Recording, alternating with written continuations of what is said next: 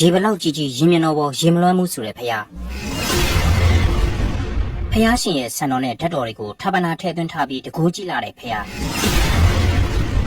ရန်ကုန်မြို့လက်တဲ့အလဲကောင်မှာထူးထူးခြားခြားတည်ထားတဲ့ရှေးအောင်တမိုင်းဝင်ဖယားကြောက်တန်းရေလဲဖယားလို့လူသိများကြတဲ့ကြိုက်မော်ဝင်ရေလဲစီတော်ကြီးကတော့ရန်ကုန်တိုင်းဒေသကြီးကြောက်တန်းမြို့နယ်မှာတည်ရှိပါတယ်ရန်ကုန်မြို့ရဲ့မြစ်လက်တက်တစ်ခုဖြစ်တဲ့မှော်ဝင်းရဲ့အတွင်းကကျွန်းငယ်တစ်ခုပေါ်မှာတည်ရှိပါတယ်မြတ်စွာဘုရားရှင်ရဲ့ဓာတ်တော်မူတော်တွေကိုထပ်ပနာသွင်းပြီးတည်ထားတဲ့ဖယားဖြစ်ပါတယ်အခုမြင်တွေ့နေရတာကတော့ရခဒေဝညီနောင်ရုပ်တုဖြစ်ပါတယ်ဒီရုပ်တုကြီးကိုရေလဲဖယားရဲ့အဝင်မုတ်ဦးမှာတွေ့မြင်နိုင်ပါတယ်တတိယဖယားထိုင်ကဖြစ်သူကဇေယီတော်ကိုပြုပြင်စင်ကလေးကဇေယီတော်ရဲ့လှိုင်ကူးအတွင်းမှာကြောက်သားနဲ့ထုလုပ်ထားတဲ့ဘလူးညီနောင်ရုပ်တုကိုတွေ့ရှိခဲ့တာပါရခင်ကောပကအဆက်ဆက်ကနေယခုလက်ရှိနေရာကိုပြောင်းရွှေ့ခဲ့ပါတယ်ပြီးတော့မူလကြောက်ရုပ်တုကိုငုံပြီးအခုမြင်တွေ့ရတဲ့ဘလူးညီနောင်ပုံစံကိုပြုလုပ်ထားရှိခဲ့တာဖြစ်ပါတယ်ဖျားဖို့တွေကကျမ်းမာရေးကိစ္စတွေအတွက်ကြော့ပွဲတွေပေါ်ဝါတွေကိုလှူဒန်းပြီးစုတောင်းအဋိဌံပြုလေရှိတယ်လို့သိရပါတယ်။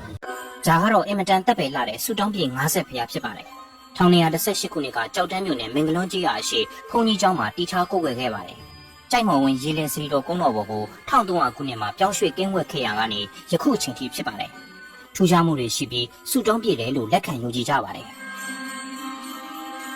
ဒါကတော့ရှင်ဦးပကုတ်မထီမြက်ကြီးပဲဖြစ်ပါတယ်။ရေလဲစီတော်ကုန်းတော်ပေါ်မှာလွန်ခဲ့တဲ့နှစ်ပေါင်း60ကလေးကတီချာကိုဝယ်ခဲ့တာဖြစ်ပါတယ်။အဋိဌံပတိစိတ်ချင်းပြုလုပ်ပြီးဆူတောင်းပူဆိုရင်ဆူတောင်းပြည့်တယ်လို့ဆိုကြပါတယ်။သူရတဲ့မေတော်ချုပ်တို့ကတော့လွန်ခဲ့တဲ့နှစ်ပေါင်း50ဝန်းကျင်ကလေးကထုလုပ်ပူဇော်ခဲ့တာဖြစ်ပါတယ်။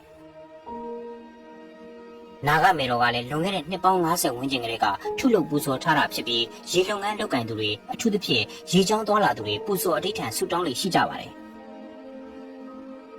ကြိုက်မုံဝင်ရေလဲစီတော်ကြီးမှာစမ်းကျဲလွန်းတဲ့ပိတုကာလက်ရာတွေလှပတက်ရလွန်းတဲ့ဗပုလက်ရာတွေများစွာရှိပြီးမြန်မာလူမျိုးတို့ရဲ့ဗုဒ္ဓဘာသာလက်မှုပညာတွေကိုလေ့လာနိုင်ပါတယ်။ဒီတော့ဒီဖျားကြီးရဲ့တမိုင်းကြောင်းကိုအနည်းငယ်ဆက်ပြောပြချင်ပါတယ်။ဒီဖျားကြီးကို300စုနှစ်မှာဘယင်ဘောဂသေနာမင်းကတည်ထားခဲ့တာဖြစ်ပါတယ်။သာသနာနှစ်215ခုနှစ်မှာပါရနိုင်ငံတော်ကြီးကိုစတင်တည်ထောင်နန်းတီစူးစံခဲ့တဲ့ဘောဂသေနာမင်းဟာဆရာယတိပေးရလာတဲ့ဖျားရှင်ရဲ့စံတော်နဲ့ဓာတ်တော်တွေကိုဌာပနာပြီးဖျားတီကိုစူးစမ်းခဲ့ပါတယ်။သာသနာတက္ကရာ238ခုနှစ်မှာတော့ဆရာရတိညွှန်ပြရွေးချယ်ပေးတဲ့ကြောက်ခုံပေါ်မှာဇေယီတော်9000ရှိတဲ့ကြိုက်မြော်ခတော်ဇေယီတော်ကိုစတင်တည်တော်မူခဲ့ပါတယ်။ဘောဂတေနာမင်းကနေဆဲဆဲမြောက်ဖြစ်တဲ့တွတ်တနာကမင်းကြီးလက်ထက်မှာတော့တီဟိုဘရင်ထံကနေလက်ဆောင်ပနာအဖြစ်ရရှိခဲ့တဲ့စံတော်တဆူဓာတ်တော်28ဆူကိုရွှေကျုပ်ငွေကျုပ်တွေမှာထည့်ပြီးတေရီလင်္ကာကကြွရောက်လာတဲ့ရဟန္တာအရှင်သူမြတ်10ပါးမိန့်ကြားချက်နဲ့အညီမူလဇေယီတော်မှာဌာပနာခဲ့ပါတယ်။ပြီးတော့အဋိဌံ3ချက်ပြုပြင်တိဆောက်ခဲ့ပါတယ်။အဋိဌံ3ချက်ကတော့နံပါတ်1ဇေဒီတော်၏ရင်မြင်ကိုရင်မလန်းမိုးနိုင်စေတည်း